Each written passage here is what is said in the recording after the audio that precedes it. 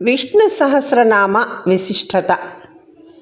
ఆర్థిక ఇబ్బందులను దూరించాలన్నా, ఎంత వయసు వచ్చినా సరే ఈ స్తోత్రం పఠించాల్సిందే.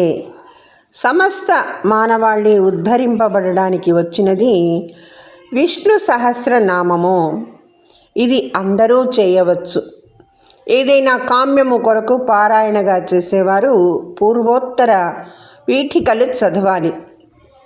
కాసేపు కూర్చుని విష్ణు సహస్రనామం చదువుకుందాం, భగవంతుని నామం చెప్పుకుంటాను అనుకునేవారికి అవి అవసరం లేదు.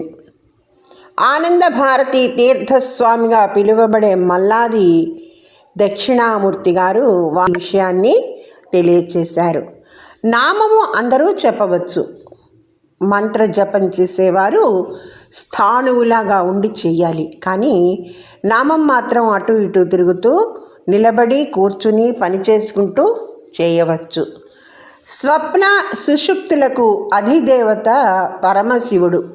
అందుకని రాత్రి నిద్రపోయే ముందు 3 సార్లు శివనామం చెప్పి పడుకోవాలి. జాగృతికి అధిదేవత శ్రీ మహావిష్ణువు. అందువల్ల ఉదయం లేస్తూనే శ్రీహరి శ్రీహరి శ్రీహరి అంటూ లేవాలి. శాస్త్రంలో మంచం మీద పడుకుని ఏది చేయడాన్ని అంగీకరించదు. కానీ విష్ణు సహస్రనామానికి ఆ నిబంధన లేదు. ఏకవస్త్రంగా ఉన్న ద్రౌపదికి రక్షణ కల్పించింది శ్రీ మహావిష్ణువు ప్రార్థన. అనారోగ్యంతో ఉన్న వ్యక్తి మంచం మీద ఔషధం కూడా సేవించకూడదు. గజేంద్ర మోక్షం ఉదయం లేవగానే ఎవరు భావన చేస్తారో దుస్వప్న ఫలితాలు తొలగిపోతాయి.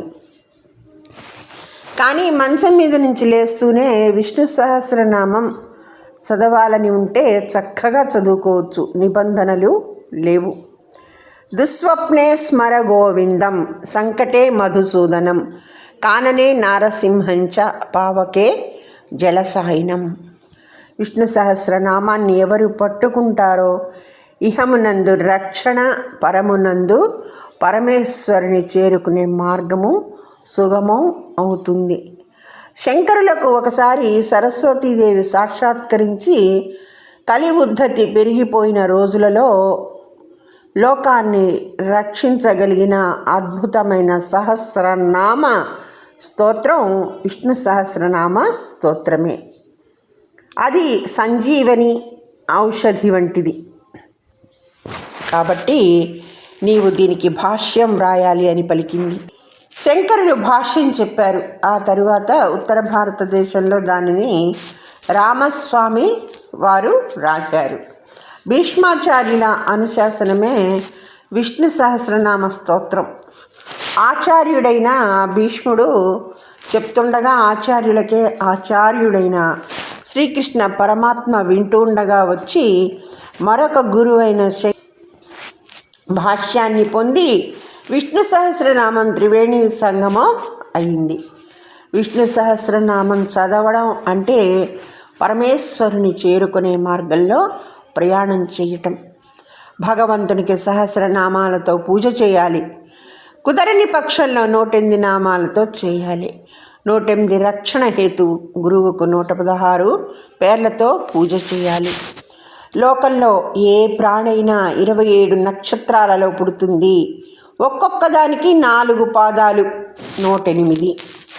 పూజకు సమయం లేనప్పుడు కేశవ, మాధవ, నారాయణ, గోవింద, మధుసూదన, విష్ణు, త్రివిక్రమ, వామన, శ్రీధర, హృషికేశ, పద్మనాభ, దామోదర అని ఈ 12 నామాలతో చేస్తే పూర్తి అవుతుంది.